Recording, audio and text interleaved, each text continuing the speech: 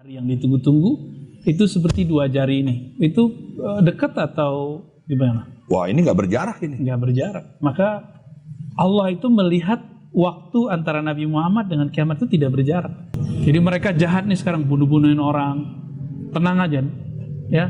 Akan ada saatnya orang-orang yang melakukan ini, Allah akan membalasnya lebih dahsyat. Bahkan apakah pandemi ini disebut perang akhir zaman, perang dunia ketiga, Bu ya?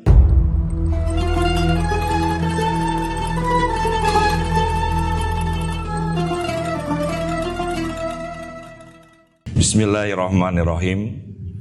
Assalamualaikum warahmatullahi wabarakatuh. Waalaikumsalam warahmatullahi wabarakatuh. Segala puji bagi Allah, Tuhan semesta alam. Beliaulah yang menciptakan keberadaan yang indah ini. Dari tiada menjadi ada. Bahkan sebelum kata ada tercipta di muka bumi ini, Dia sudah ada. Bagaimana bisa kita yang tadinya tiada menjadi ada, lalu ketika kita ada, kita bertanya-tanya, Allah itu ada gak sih? Luar biasa manusia ini. Dan saat kita sibuk mencari tentang keberadaan Allah, kita ditiadakan kembali. Kita mati, kita pikir sudah selesai persoalannya. Ternyata Al-Quran menjelaskan bahwa tulang belulang kita nanti akan dikumpulkan dan kita mempertanggungjawabkan selagi kita ada, ngapain aja. Maka menyesallah orang-orang yang menganggap bahwa Allah itu tiada.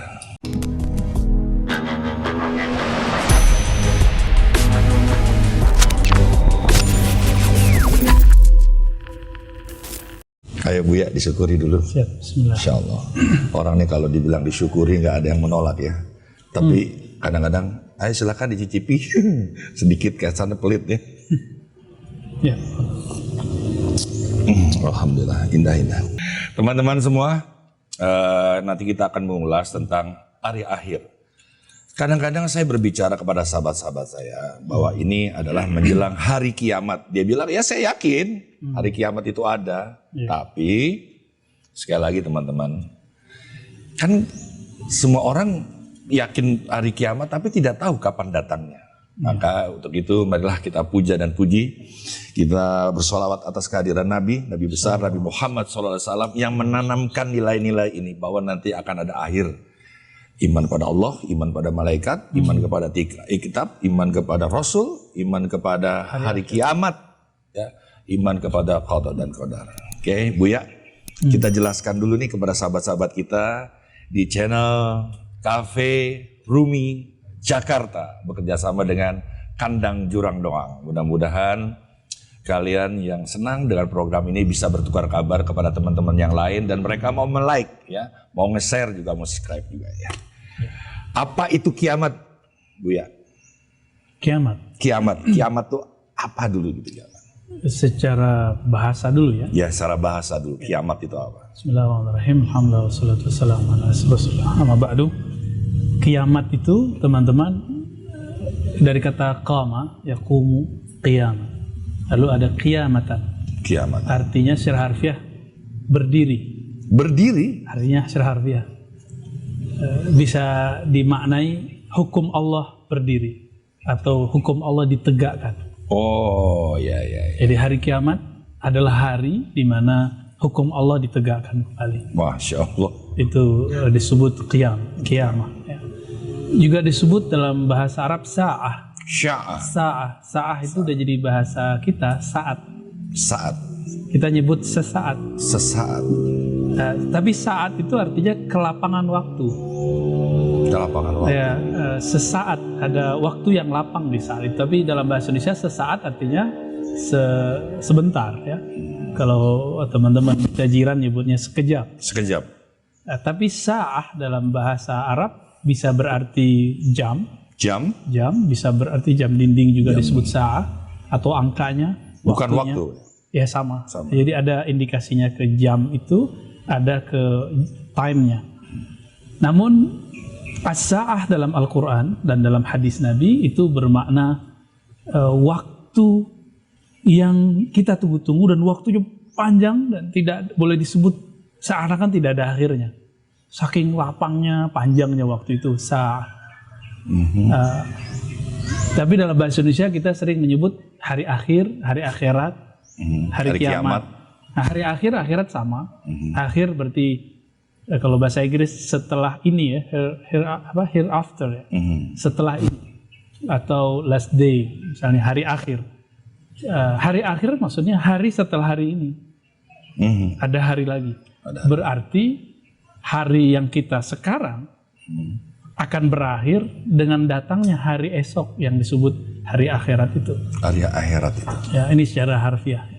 Kalau secara makna, maka yang disebut kiamat adalah suatu masa, fase kehidupan lanjutan manusia setelah hidup di dunia.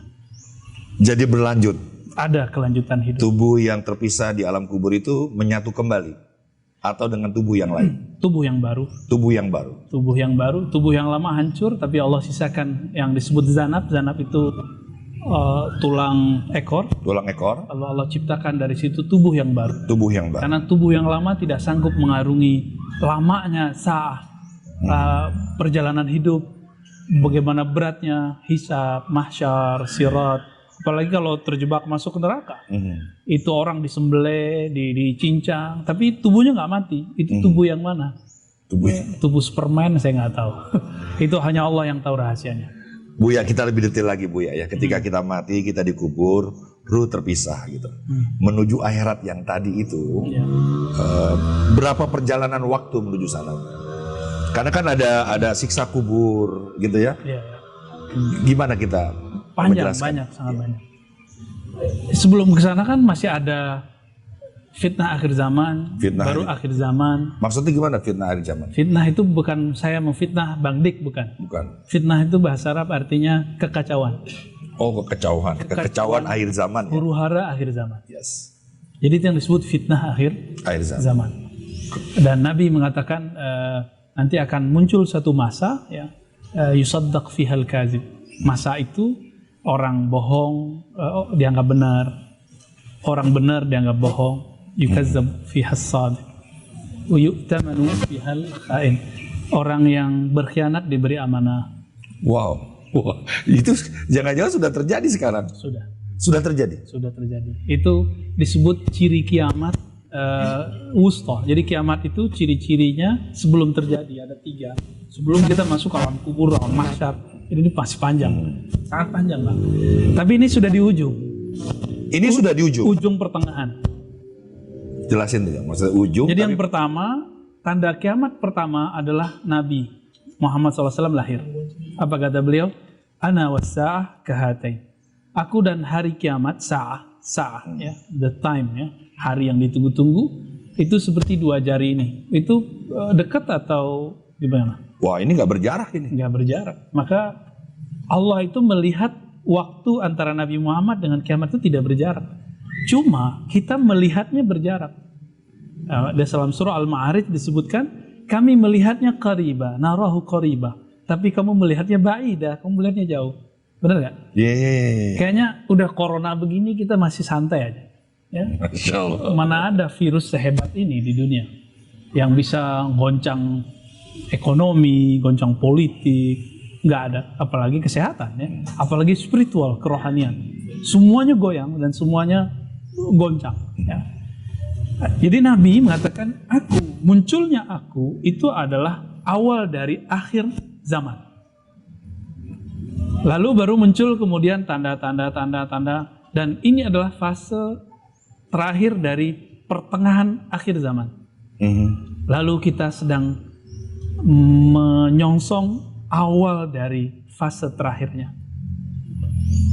Waduh, dengar ya sahabat-sahabat semua ya, ini akhir ya. Akhir dari fase tengah. Akhir dari sebuah awal tengah. Ya. Karena tadi Allah menciptakan ruang dan waktu tidak pernah berjarak. Dia juga menciptakan kekasih dengan kiamat sebenarnya tidak berjarak ya. Tapi kita menganggap ini jaraknya luas sekali, panjang sekali. Seolah-olah masih ada hari esok yang kita tunda-tunda untuk berbuat lebih baik. Ya. Dan dikatakan bahwa Rasulullah, Nabi besar Nabi Muhammad SAW itu Nabi akhir zaman. Ya. Sudah disebut padahal dia adalah Nabi akhir zaman. Tapi kenapa begini yang terjadi, Buya? Biasanya orang ketika dia masuk di dalam, itu dia ngerasa dirinya terkooptasi oleh kondisi itu. dan dia lupa apa yang terjadi sebenarnya. Seperti orang sedang terjebak dalam satu game. Satu game permainan. Ya, dia ngira ini masih panjang padahal pendek. Setelah itu selesai. Dan Allah menyebut hidup di dunia itu la'ibun walahun, main-main sebenarnya. Game. Senda gurau. Game. Hidup ini game. Jadi jangan serius-serius amat. Walaupun wajah saya serius ya. Buya nyampe ini serius sih. Jadi saya serius ya. Jadi hidup ini games katanya, candaan, permainan. Jadi jangan serius amat. Bahkan Allah itu maha pencemburu kalau kita terlalu sangat memperhatikan, menyintai. Betul. Itu kelak diambil sebagai sebuah permainan. Betul. Terus kita bersedu-sedan terlalu panjang dan melupakan bahwa Allah justru menyayangi dengan keadaan itu ya. Buya. Gimana Buya? Di saat seseorang tidak ingat dia saat senang, lapang, tidak ada virus, maka Allah ingin dia dikenang saat ada virus. Jadi virus buat Buya ini apa virus itu? Bagi saya, virus walaupun secara fisik, secara kantong itu bencana. Bencana ya? Ya, tapi secara batin itu anugerah. Secara batin sana. Karena innallaha ma'as sabirin, Allah bersama orang sabar. Kalau virus melanda kita dan melanda ekonomi gitu semuanya, apalagi pilihannya kalau bukan sabar, supaya Allah bersama kita. Teman-teman semua paham ya bahwa dalam Asmaul Husna itu nama Allah yang terakhir adalah As-Sabur, sabar. Ya, pertanyaannya sabar itu apa? Kita kan pernah mendengar bahwa Allah bersama dengan orang-orang sabar. Sabar itu adalah ikhtiar yang terus menerus, zikir yang tak putus-putus, pikir yang terus dikikir sampai membelah isinya bermanfaat bagi kita dan bermanfaat bagi orang lain. Cuma di saat pandemi ini yang Buya tadi katakan, kita hanya memiliki sikap satu saja, bersabar, padahal juga bersyukur. Ya. Nah bersyukur ini penting nih Buya ya. Gimana Buya menyandingkan antara sabar dan syukur menghadapi pandemi menuju akhir zaman ini Buya?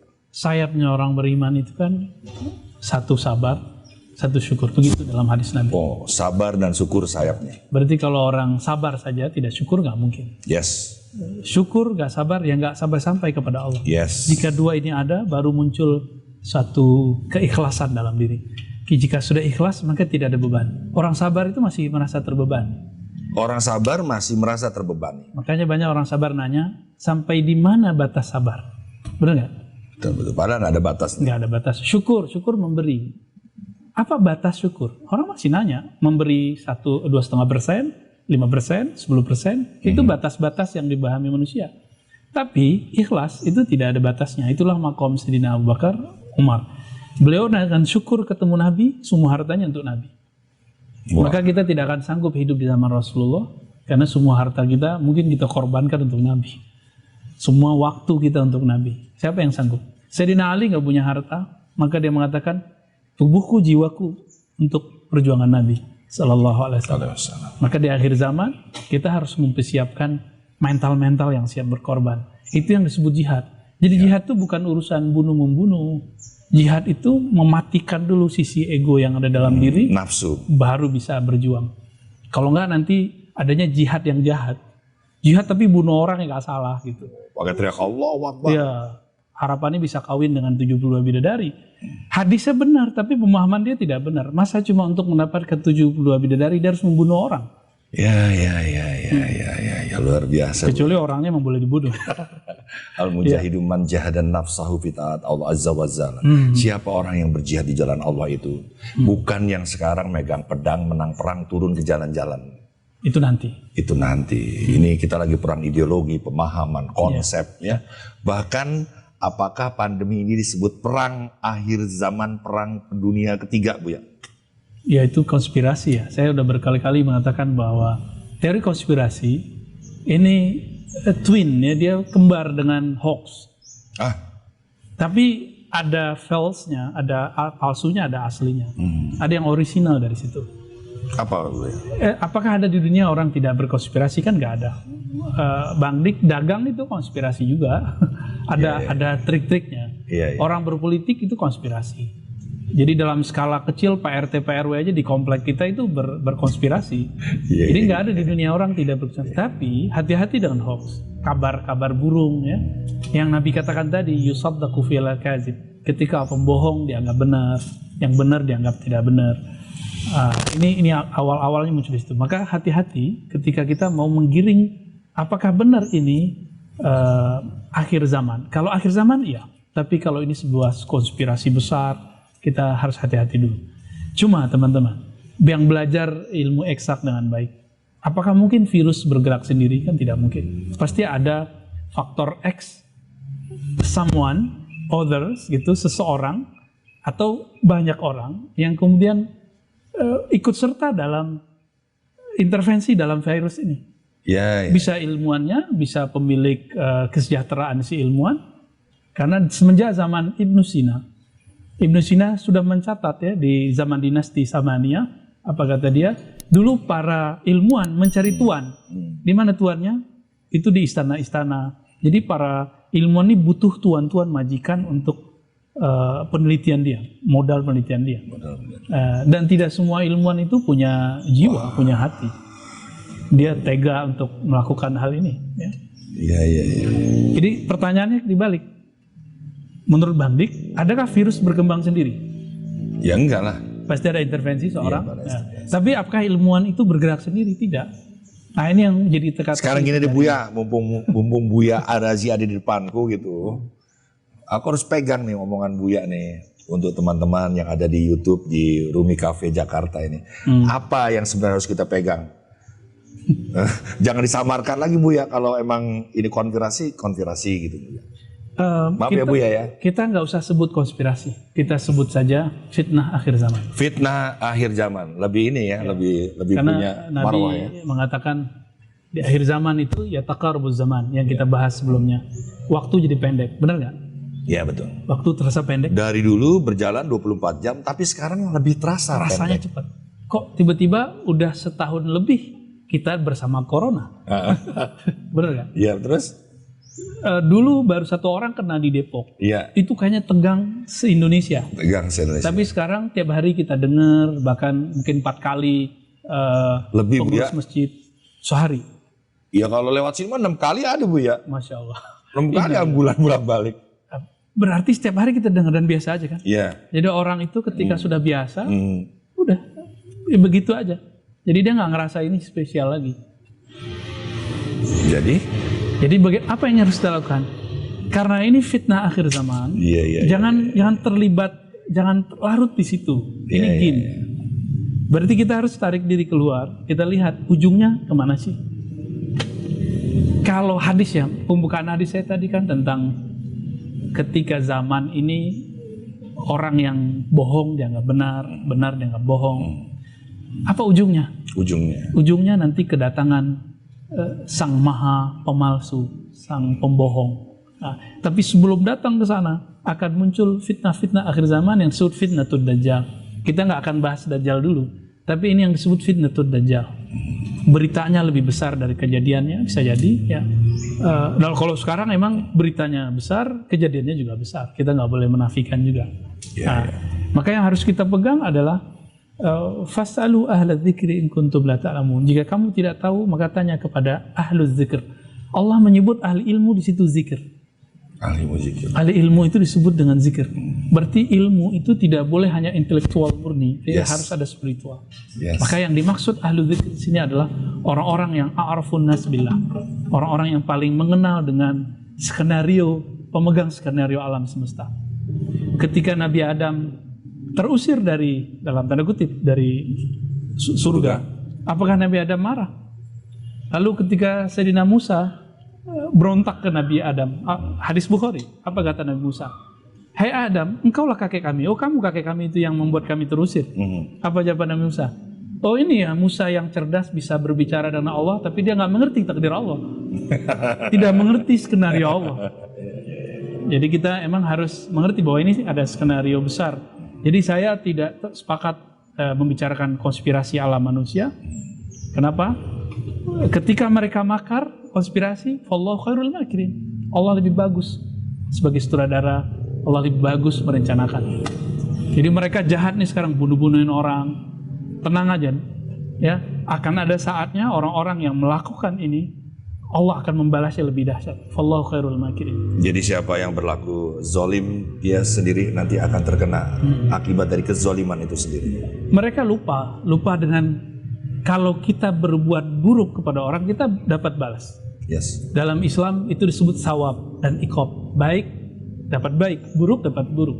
Kalau dalam bahasa lama kita disebut karma. Ya, sebenarnya sama sih ya. Pala karma kalau bahasa Sanskertanya. Yes. Jadi pala karma itu sama dengan sawab dan iqab. Tapi mungkin ada perbedaan dalam beberapa sisi.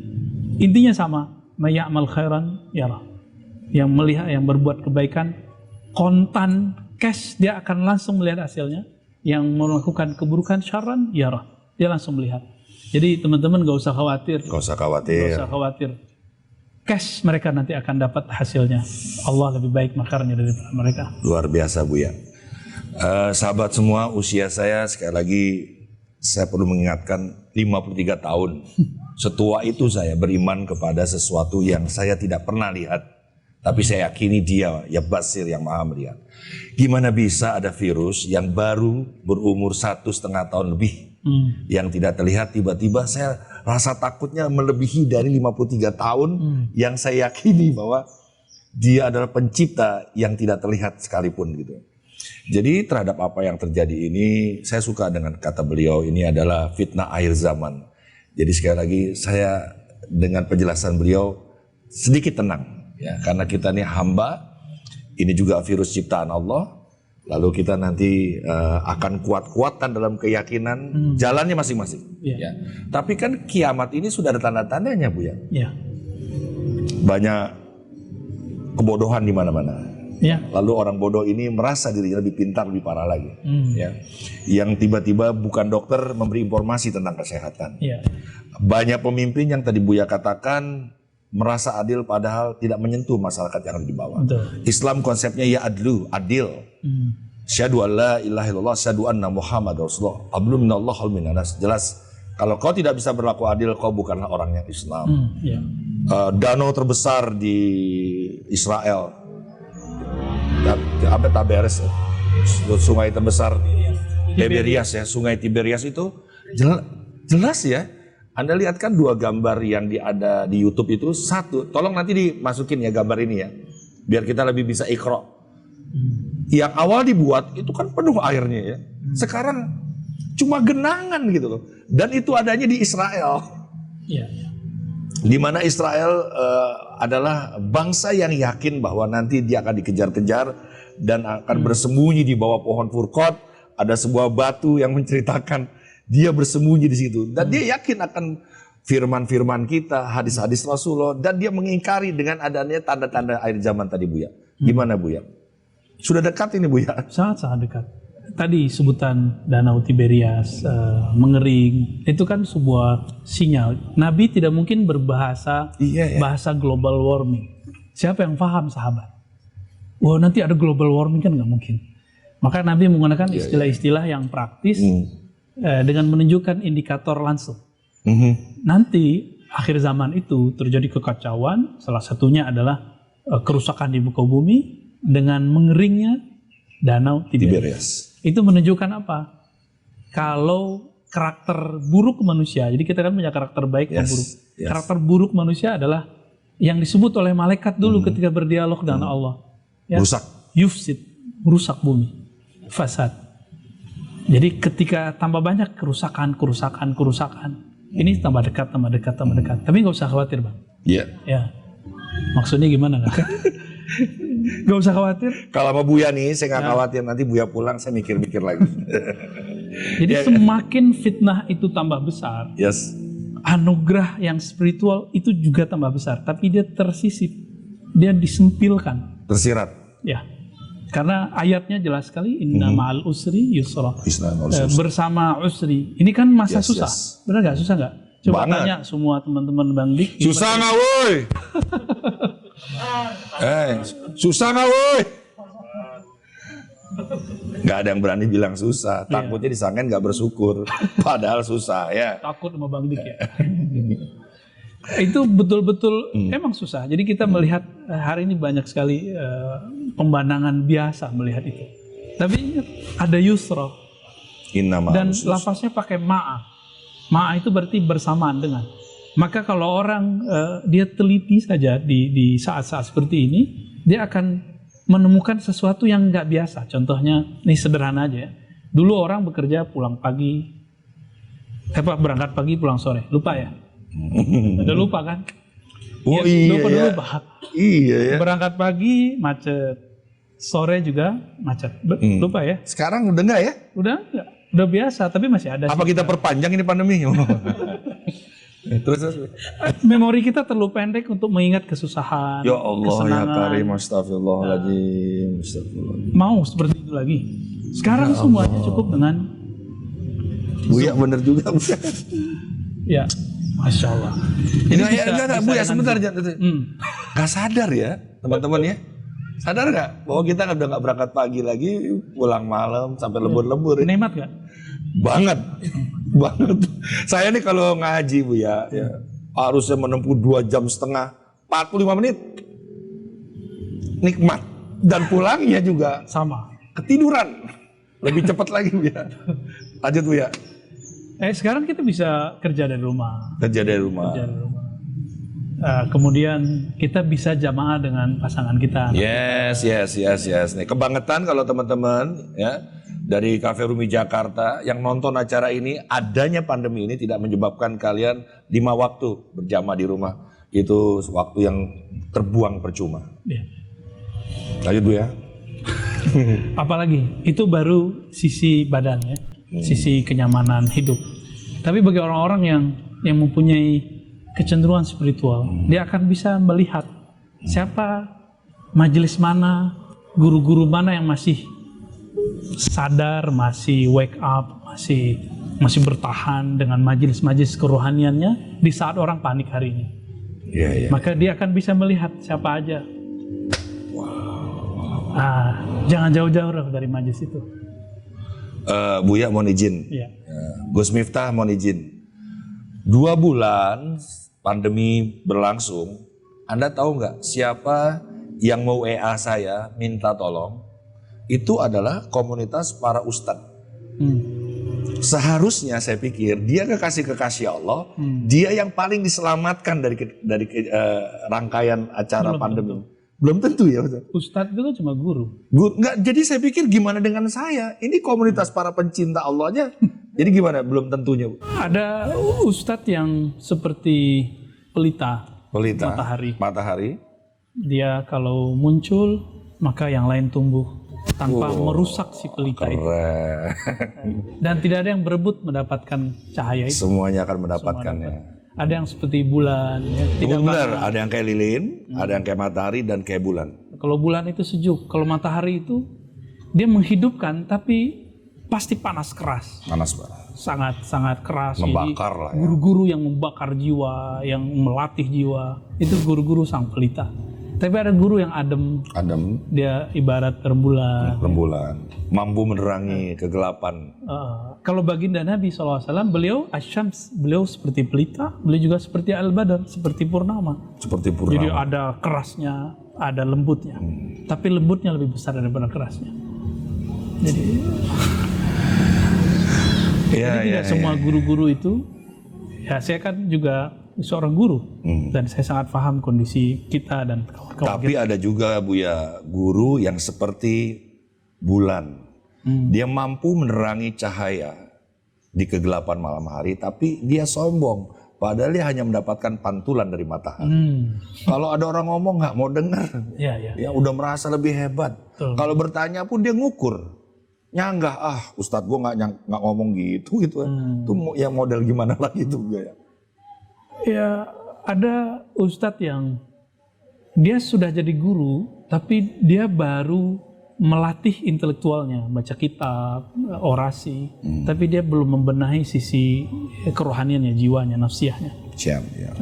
Jadi idealnya seseorang itu ketika menjadi da'i ilallah, dia mempersiapkan akal pikirannya dengan dalil-dalil teks, baca kitab, sarjana, gelar-gelar. Baru hafalan ya Bu ya?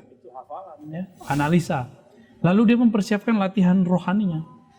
Nabi kan tidak ujuk-ujuk kemudian berdakwah, walaupun beliau sudah tahu dirinya seorang nabi ketika umurnya masih 5 atau 7 tahun. Yes. Tapi beliau kemudian berkhalwat. Beliau kemudian menyepi, bertahanus di Gua Hira. Jika seorang Rasul SAW masih berkhalwat dan 10 hari terakhir beliau masih iktikaf. Lalu ada ustadz atau dai atau ulama kiai sekarang tidak pernah mau iktikaf 10 hari. Yang ada orang iktikaf dia kemana-mana gitu.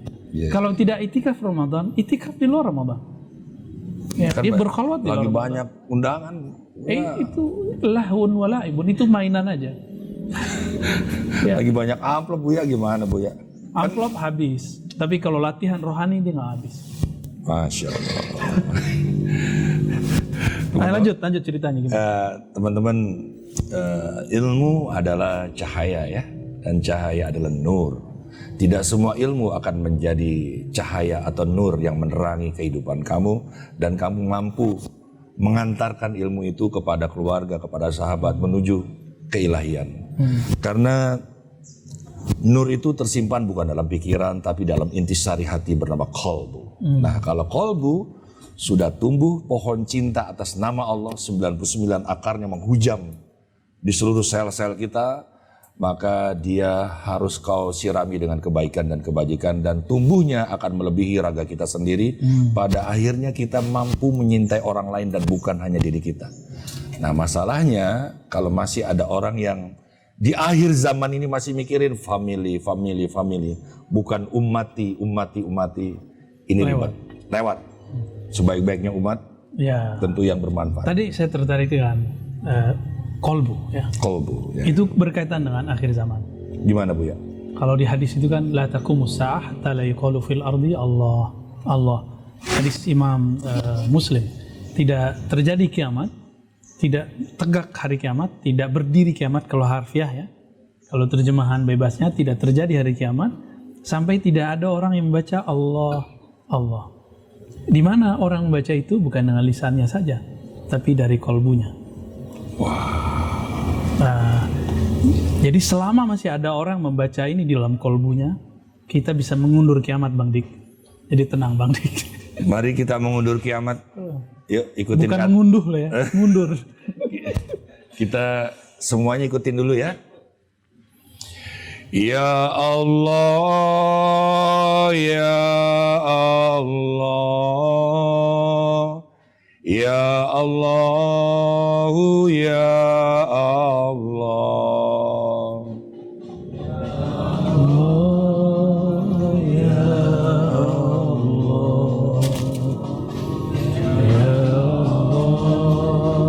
Hadirlah ya Allah, hadirlah ya Allah. Ya Rahman, ya Rahman, ya Rahman, ya Allah. Ya Rahman, ya Allah, ya Rahman, berikanlah kasih-Mu ya Allah, karena Engkau sebaik-baiknya Maha Pengasih. Berikanlah kami semua yang terbaik ya Allah. Berikan kami yang terbaik ya Allah. Ya Rahim, ya Rahim, ya Rahim, ya Allah. Ya Rahim, ya Allah, ya Rahman, ya Rahim.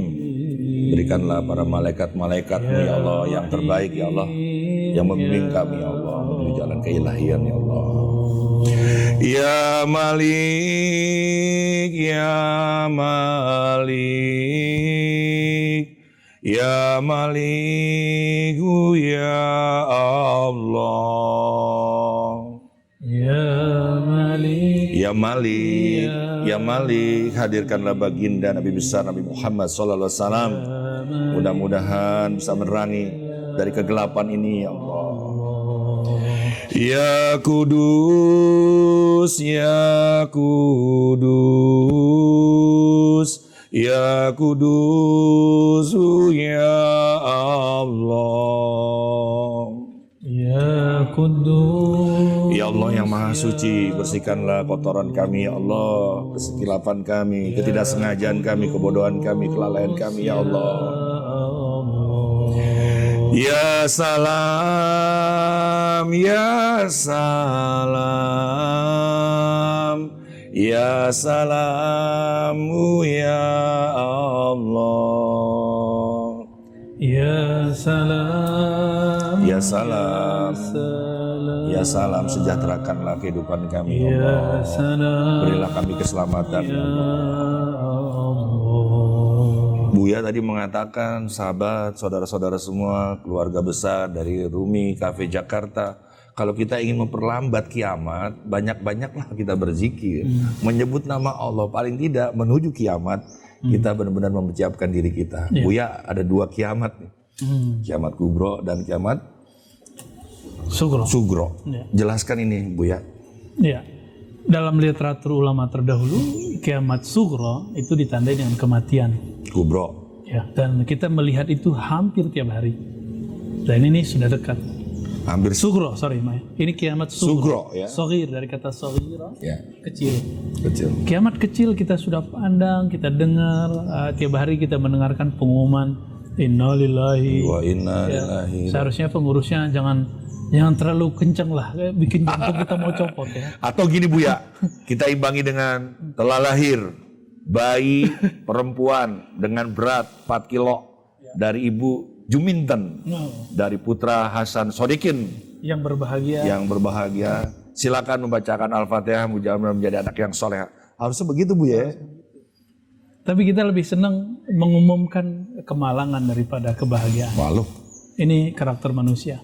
Oh iya ya. Suka ngeluh tapi menyembunyikan kebahagiaan. Yes. Nggak mau duitnya dipinjam orang terus ngeluh-ngeluh depan orang. Maka Allah kasih kesusahan yang benar-benar susah nanti. Lalu kiamat kubro, kiamat yang sesungguhnya. Kubro. Ya. Kayak apa sih gambarannya Buya? Aduh, berat. Apa bumi digulung, lautnya pasang? Ya. Tinggal kita baca surah Al-Qari'ah, Al-Qari'ah. Zalzalah. Al-Qari'ah. Zalzalah itu kan bencana, maha bencana. Ya. Apa arti zalzalah? Jala-jala. Gempa. Gempa ya. Maka sebelum kiamat Digoncang dulu. itu goncangannya luar biasa. Lalu ada infitar, idas sama fatarat. Itu bintang-bintang, langit-langit infatarat. Itu berjatuhan. Bintang-bintang pada berguguran, berbenturan. Ya.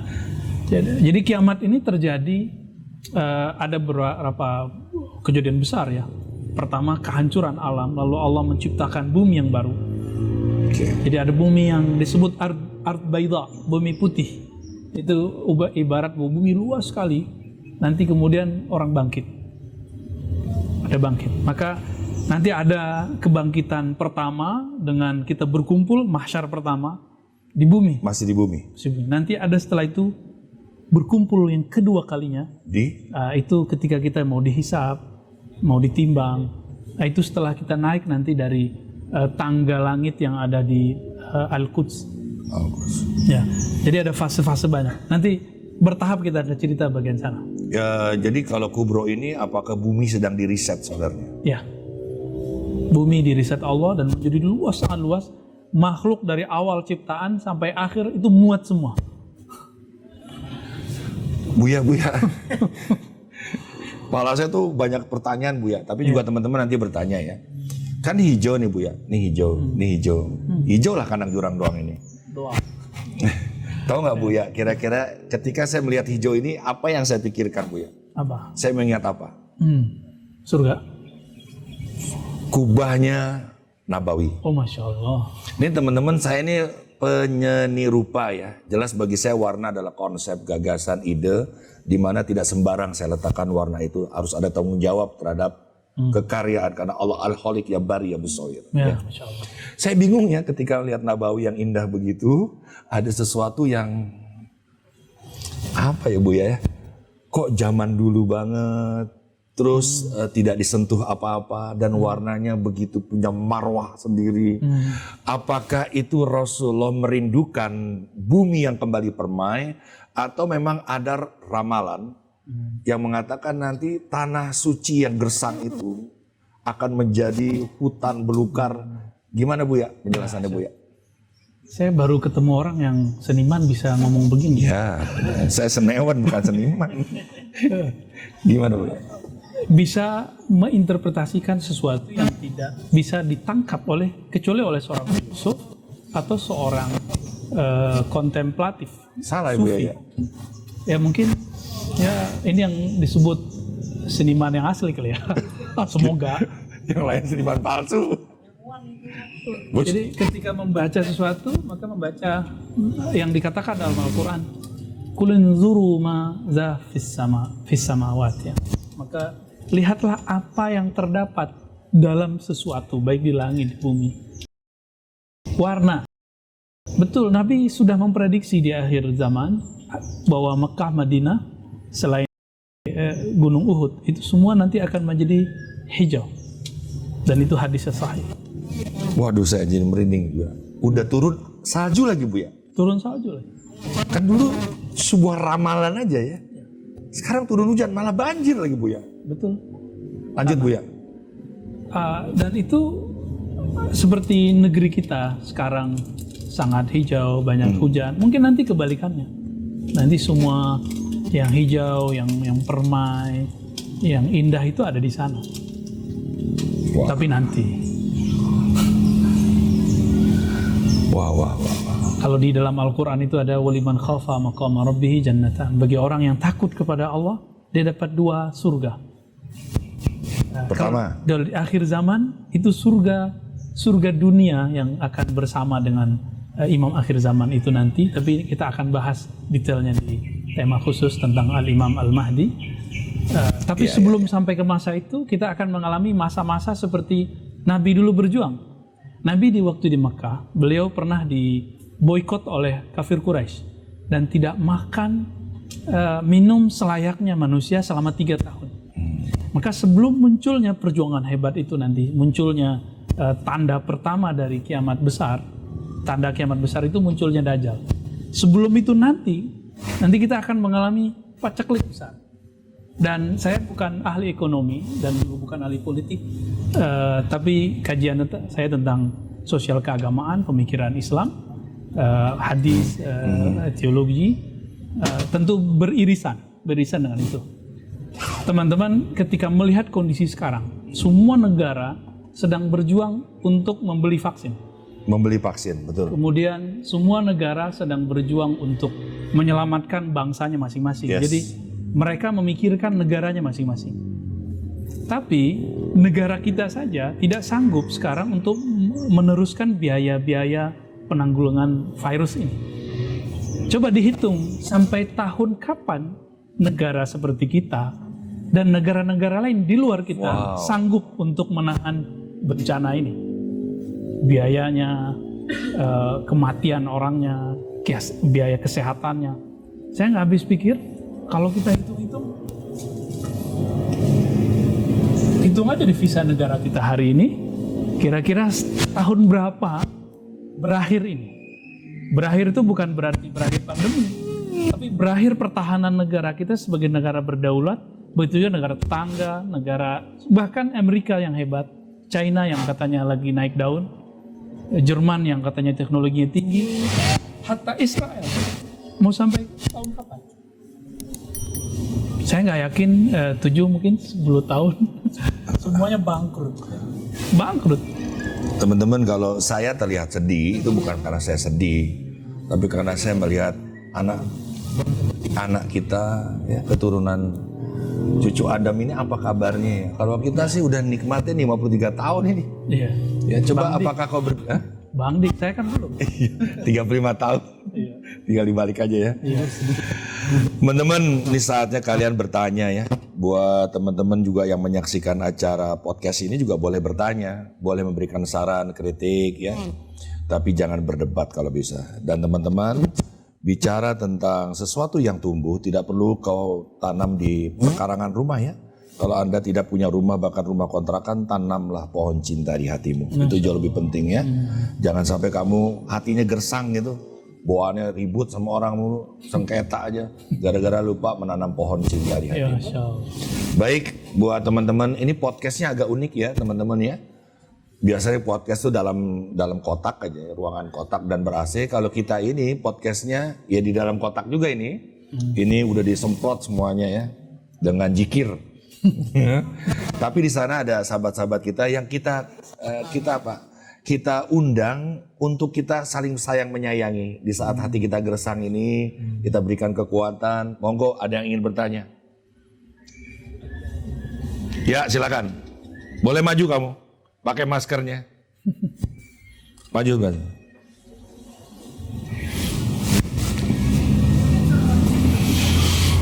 Ya, perkenalkan nama. Agak dekat ya. Saya ulang nanti namanya. Assalamualaikum warahmatullahi wabarakatuh. Waalaikumsalam warahmatullahi wabarakatuh. Nama saya Khairul Anam. Dipanggil Anam ya. Anam lah pohon ya. Oh, itu Anamnya. Apa pertanyaan Anam? Saya ingin bertanya Buya, karena memang kan kita sering kan diingatkan oleh orang gitu. Misalkan kayak sholat 5 waktu gitu. Namun kan kita masih muda gitu Buya. Kadang masih ya bukan sebenarnya malas sih, cuman kayak masih teringat-ingat dunia gitu Buya, kayak mencari rezeki, gitu karena memang sudah ada yang peringatkan Buya. Ini nggak kurang nih perut udah begini nih. Perlu diperingatin apa lagi nih? Sudah ada yang peringatin gitu Buya, tapi kadang kita tetap abai gitu, padahal udah ada yang ngasih tahu, udah ada yang bimbing gitu, cuman kita masih tetap. Bagus pertanyaan. Jadi pertanyaannya adalah bagaimana cara kita untuk bisa mendapat agar kita tetap tidak lalai gitu Bu ya, karena masih muda kan, jadi kepikirannya dunia mulu gitu. Umur berapa?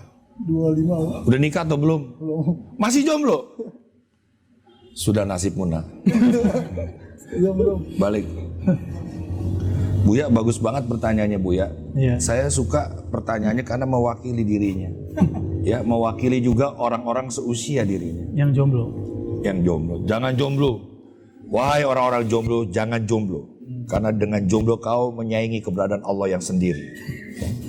Allah sendiri tidak pernah kesepian. Kalau engkau, Allah tuh terlalu berisik dengan permintaan kalian ya. Jadi sekali lagi Buya, gimana menasehati tanpa menakuti kiamat-kiamat itu, surga dan neraka. Kadang-kadang saya sebel deh Buya, di ujung jarinya Ustadz itu bilang, lu neraka begitu. Oh, berarti Ustadznya lulusan Dia panitia surga dan neraka Buya. Beneran. Universitas Neraka Indonesia. Gimana Buya? Ada orang yang mengira beragama itu urusannya neraka, ancaman. Yes. Allah itu dibayangkan suatu yang serem, kejam, menyiksa ya. menyiksa. Barangkali orang ini dididik dalam ancaman, dalam ketakutan. Kamu sholat, nggak sholat neraka. Kapan kita ngajak orang sholat itu dengan cinta? Iya. Kalau Bang Dik ngajak anak sholat dengan cinta, gimana caranya? Ya pertama aku teladan dulu sih Bu ya. Aku sholat sama istriku berjamaah. Tidak di tempat yang tersembunyi, justru di tempat yang dimana mereka melihat. Oke. Ya. Nah, itu berarti memberikan contoh. Kedua, kalau kita ada jalur pintas. Gimana sih ya? Kenapa Bang Dik atau teman-teman di luar, mungkin ada teman-teman di luar yang pernah bekerja, yang kayak tadi berangkat pagi, pulang sore, kena macet. Kerjanya gajinya juga nggak tinggi-tinggi, tapi mau bekerja. Kenapa? Karena ada sesuatu yang mau didapat, yaitu kesejahteraan. Apalagi kalau dia dapat kesejahteraan yang tinggi, dia mau menjalani beban-beban jalan seperti itu. Kenapa? Dia mau kemudian dikata-katain oleh atasannya, dihardik oleh kliennya. Kenapa? Karena dia mempertahankan kesejahteraan yang dia dapat. Adakah kesejahteraan yang lebih hebat dari kesejahteraan yang Allah berikan? Maka kenali sumber dari Sang Maha Pemberi Sejahtera itu, maka akan muncul keringanan dalam mengamalkan semua yang dititahkannya. Yes. Tapi kalau saya misalnya nih Bang Dik, ada teman-teman kita kerja di suatu tempat, bukan jam kerja, tapi dipanggil oleh bosnya. Dia datang nggak? Datang. Kenapa datang? Karena hari bos. libur. Karena bosnya yang memberikan kesejahteraan, Kalau enggak dia terancam. dia terancam. Jangan-jangan kita lebih mengimani bos pemberi rezeki daripada sang maha pemberi rezeki itu sendiri, yaitu Allah. Nah, jadi kenali dia yang baik-baik, yang indah-indah. Nanti akan muncul kenangan-kenangan yang membuat semua yang diperintahkannya menjadi media untuk kita bercengkrama dengannya. Bisa berkoneksi dengan pimpinan, dengan atasan, Yes. itu suatu hal yang asik. Para pemimpin, Malikul Mulk, Raja di Raja, Allah SWT mengundang kita untuk bercengkrama dengannya. Masih kita nggak mau? Yes. Ribet nggak bahasanya? Ya enggak sih, ya karena kita tidak mengenal Allah saja, itulah yang akhirnya kita lakukan. Teman-teman, pokoknya bedanya nih, kalau perempuan sudah mendapatkan hidayah, ciri-cirinya dia tidak lagi ngomongin orang, ya. Tapi kalau laki-laki sudah mendapat hidayah, sebelum azan berkumandang, dia sudah terjaga dari wudunya. Itu aja lah gitu ya. Masya Allah. Ya, itu paling berat tuh, berat nggak bro? Berat ya, teman-teman, berat ya. Coba perempuan nggak ngomongin orang. Jadi itu bisa diukur diri sendiri bahwa kau surga atau neraka itu persoalan pribadi kalian yang mengukur. Tapi kalau kalian masih demen ngomongin orang, jauh lah dari wanita soleha. Edi? Bukan satu sih. Ya sini Edi. Waduh, rambutnya keren dia. Ini saya perkenalkan Buya. Iya. Salam. Ini bukan sembarang seniman ya. Dia ini menggambar tidak menunggu mood. Wow. Dan menggambar tidak butuh fasilitas. Dia bisa menggambar dimanapun ada media, disitulah dia temukan Allah. Tidak banyak saya melihat ada pelukis, seniman bisa menjadi imam saya. Saya selalu di belakang dia kalau sholat. Wow. Azan pun dia saya kasih untuk berkumandang azan. Karena kalau saya lagi bel, baca Quran. Masya Allah. Gak apa-apa dia mau ria mau gimana terserah. Bagiku sudah selesai dengan itu semua. Terima kasih Edi sudah menginspirasi hidup saya. Apa yang Edi tanyain? Satu sih, kalau diwakili oleh warna menurut amatan Buya, pandemi ini yang sudah 2 tahun ini, saya minta satu kata aja sih, warna apa gitu. Wah luar biasa. Jangan. Ya, makasih ya. Ya teman-teman terbukti kalau kita menjaga prokes ya. Warna apa Buya nih? Udah 1,5 tahun dengan ini. Sebelum merah itu hitam. Buya jelasin dong Buya. Sebelum merah itu hitam. Ya. Jadi nanti akan Sebelum ada merah ini hitam. masa nanti berdarah-darah. Tapi itu nanti.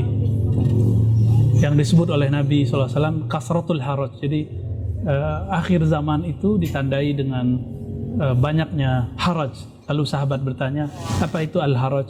Al-haraj itu al-qatal, bunuh-membunuh. Tapi sebelum ada pembunuhan secara berdarah-darah itu yang merah, seger, maka ada pembunuhan dengan cara yang gelap, yang jahat, yang tadi Bang Dik sebut konspirasi. Saya mengibaratkan ini dengan kegelapan. Gelap nggak? Siapa sekarang yang menskenariokan ini? Tahu-tahu ada yang mati, tahu-tahu kita dengar orang yang sudah wafat, ada perusahaan hancur, negara bangkrut. Beberapa negara di Amerika Latin itu sudah bangkrut, Bang. Sudah nggak sanggup membeli apa saja. Ya. Bahkan sebelum pandemi, apalagi pandemi sekarang. Iya, banyak negara yang bangkrut ya. Kita termasuk masih lumayan, walaupun kita juga sudah mulai ngos-ngosan. Ya. Udah sangat berat sekali. Iya, luar biasa. Nanti ke depan mungkin tidak ada lagi negara ya. Ya, Bangsa-bangsa sudah tidak ada lagi, raja-raja sudah tidak ada lagi. Ya. teritorial negara nanti akan hancur dengan bangkrutnya semua negara itu. Orang memikirkan dirinya sendiri. Edi, bagus sekali pertanyaan kamu Edi. Coba sini Edi. Ini teman-teman ada yang memvisualisasikan obrolan kita ya. Mewakili hari ini tafsiran bonet kikot nih jadi dark minal jahiliyah. Ada warna merah nggak kamu? Hah? Warna merah nggak ada karena hari ini kayaknya akhir zaman terus. Saya merekam pembicaraan ini secara secara horizon ada beberapa warna di situ nggak masuk semua. Hidayah visual ruang di kandang jurang doang hari ini hanya ingin mewakili warna hitam semua hari. Terasa ya Terasa. dari awal. Ada warna pink di depan, ini nggak saya pakai juga, ini buat kuat jadi. Iya. Jadi hari ini warna-warna kuning, warna merah, warna hijau Nggak muncul. hanya buat kesetan sejarah zaman gitu kayak. Jadi dari awal sudah merasakan itu. Kepentingan politik partai, warna-warni, bendera-bendera semua negara seperti yang ditafsirkan Buya tadi, semua sudah sablay, beku, bahkan mencair menjadi satu warna putih atau hitam hari ini. Wow. Baik, Seru ya? teman-teman, Buya menjelaskan secara agama. Kalau saya menjelaskan secara seni rupa. Ya, saya mau denger juga. Ayo, gimana? Nih, selingan aja kan bisa diedit kalau jelek. Teman-teman, kalau kalian kegemukan, perut merasa gendut, pakai baju hitam atau baju putih? Jawab. Berarti hitam adalah warna keselamatan. Ya. Kalau Anda selalu berpikir bahwa warna kesucian adalah putih, kau keliru besar. Ka'bah, ya, warnanya apa? Hitam, berarti itu hitam warna kesucian. Oke? Sekarang kalau kita tahajud, siang atau malam? Malam. Gelap atau terang? Hitam atau putih? Jadi putih, hitam itu adalah warna keruhanian. Ya. Jadi sekarang kita jangan salah tafsir lagi. Tapi sedihnya dari hitam nanti akan ke merah. Gitu Buya ya. Merah itu apa? Warna berdarah-darah. Warna perang. Kalau Anda berperang, menang, Anda layak menancapkan warna merah di posisi di mana Anda berpijak kala itu. Makanya jangan heran kalau bendera-bendera itu banyak warna bendera, warnanya merah. Baik Edi, kita lanjutkan dengan pertanyaan berikut dari teman-teman. Monggo, Wendy, ada pertanyaan mungkin? Boleh maju ke depan. Wah, Abang keren. Ngalahin Om. dulu ya gue merasa keren sebelum ada dia. Wendy sini Wendy. Mantap bener loh. Teman-teman nih kalau mau tahu mudanya Om Ganteng, lihat Wendy aja. Ya, ribet banget sih kalian itu. Ya Wendy, sehat ya. Masya Allah. Bentar Wendy. Topinya keren banget kamu ya. Masya Allah. Cocok. Gitu dong ya. Keren itu milik Allah Om, jadi saya kembaliin lagi ke Allah. Masya Allah. Kok tiba-tiba lu bisa ngomong begitu sih? Lolos ngaji hikam. Dia kalau dibuka nih ya, kayak Wolfram tuh nggak lu? Tuh kayak Wolfram.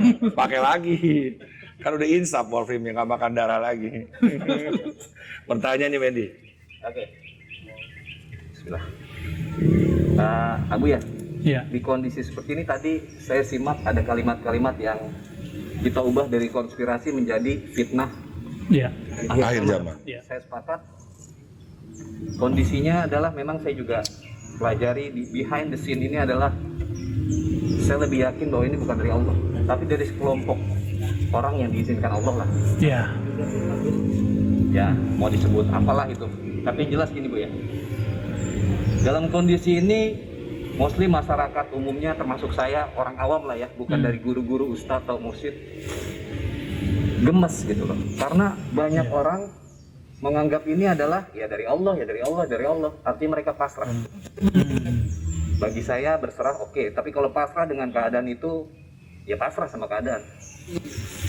Nah, apa sih kontribusi kita nih sebagai orang awam saya yang bisa untuk membantu paling nggak memberikan manfaat lah ya. Keseimbangan, yang berseimbangan. Nah, Hmm. karena banyak juga tanpa bermaksud mendiskreditkan siapapun ya, mohon maaf lahir batin, banyak juga guru-guru atau ustadz itu justru Menambah nah kegalauan itu. itu Ya. apa-apa diserahkan sama Allah ketika mereka akhirnya sakit, ketika apa. Nah, poinnya ada dua. Yang pertama, bagaimana kita membantu memberikan manfaat ini buat orang awam, bahwa kondisi COVID ini atau keadaan sakit ini gimana caranya buat kita bisa menanggulanginya. Oke. Ya. Satu. Ya, yang kedua, nah secara garis besar aja Bu ya, gimana sih kita bisa kasih manfaat lah kayaknya, biar kita nggak diam aja dan jadi korban dan akhirnya kita stres sendiri karena Oke. buat diri. Diterima.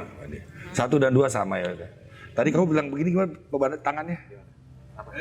Waduh. Ya, teman-teman ngaji di sini emang ya kayak begini bentuknya ya.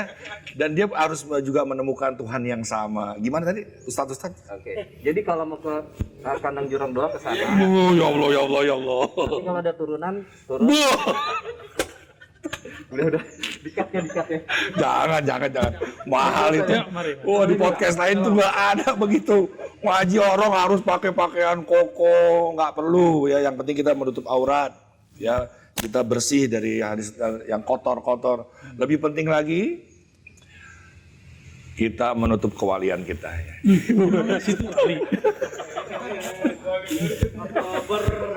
Wali murid deh. Apa kontribusi kita, Buya? Karena hadis ya tadi sesuai dengan apa yang terjadi sekarang, ketika kabar bohong lebih banyak, Yes. maka kontribusi kita mengurangi kabar itu. Jadi kita berperang dengan hoax. Bahkan seandainya COVID itu ada, beritanya ada, orang mati ada, coba Yes. kurangi beritanya. Yes, Tolong penyimbang. jangan share berita-berita seperti itu yang menakutkan, supaya handphone yang menemani kita setiap saat itu steril dari kabar-kabar negatif. Orang itu bisa dicuci otaknya lewat kata-kata, Siap. lewat tulisan, lewat perbuatan. Siap. Ya, ada brainwash. Ya. Nah, maka brainwash di zaman politik kita sudah lihat orang-orang setiap hari membaca sesuatu yang di-share orang lain di grupnya lewat tulisan-tulisan yang kadang-kadang bawa ayat, udah gak usah di-share. Ya. Kurangi berita-berita itu. Yes. Kemudian udah gak usah bicarakan COVID. Yes. Kita taati prokesnya, kita hargai usaha-usaha orang yang sedang berusaha bertugas, terutama orang-orang kesehatan, negara, dan ulama seharusnya juga tidak kemudian bertabrakan dengan pergerakan ini. Pergerakan kita harus sama-sama menanggulangi itu. Kalau ulama kan tidak bisa menyembuhkan secara fisik, maka dia sembuhkan kolbunya orang lain yang sedang galau. Kurangi kegalauan mereka. Yes. Ya. Bagaimana caranya? Setuju. Kurangi omongan konspirasi. Yes. Kita kalau ingin berbicara, ulama kan ngomongnya tentang dalil. Apa dalil akhir zaman? Lalu apa hubungannya sekarang? Kalau kita bicara konspirasi ini sebenarnya apa gitu? Itu kan miliknya orang-orang yang bisa jadi fiktif, bisa jadi sejarawan, dan kita nggak tahu. Dan sepakat tadi pembukaan Bang Dik, orang yang ahli bidang apa diceritalah di bidangnya. Seperti Bang Wendy tadi kan pasti ada relasi, ada keahlian. Nah, gunakan keahliannya untuk meredam. Oke. Siapa tahu kayak Bang Dik nih punya kemampuan sedih, bisa main musik apa segala macam. Adakah sekarang musik-musik yang bisa menenangkan orang? Misalnya musik menenangkan orang saat terkena COVID. Atau musik-musik yang memerangi hoax. Saya belum dengar tuh ya. Belum ada. Iya, bagus itu. Keren. Apalagi Bu ya?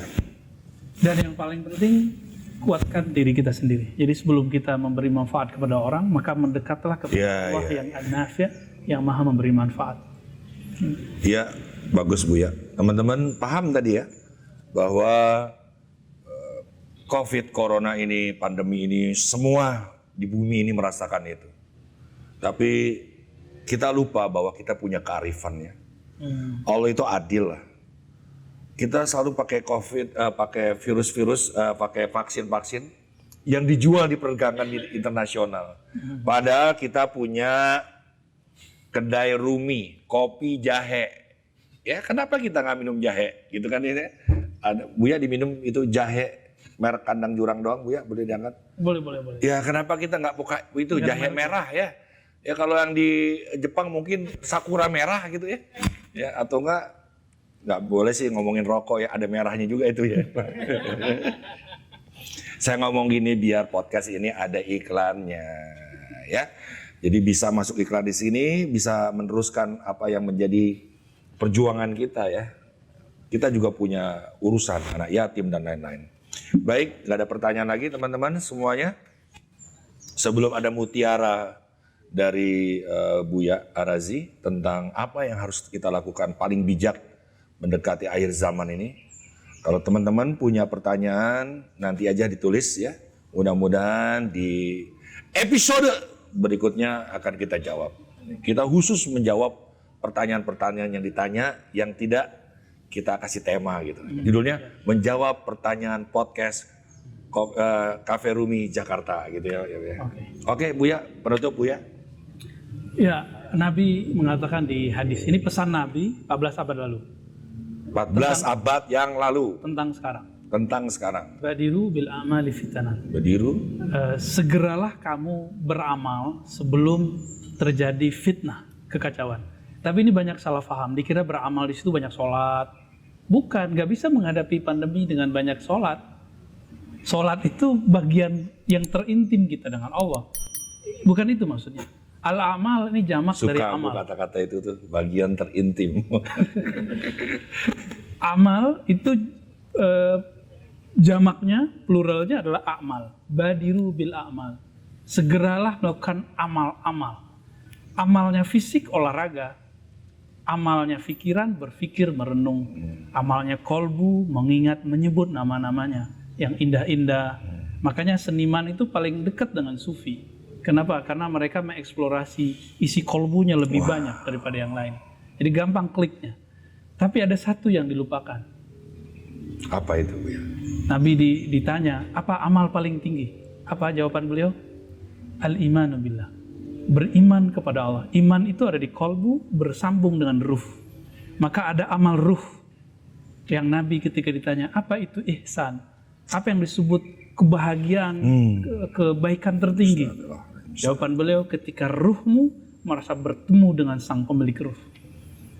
Jadi kita amalnya kita bagi 4. Ayo tubuh olahraga, bekerja, pikiran kita berpikir, kolbu kita berzikir, ruhnya bermakrifat.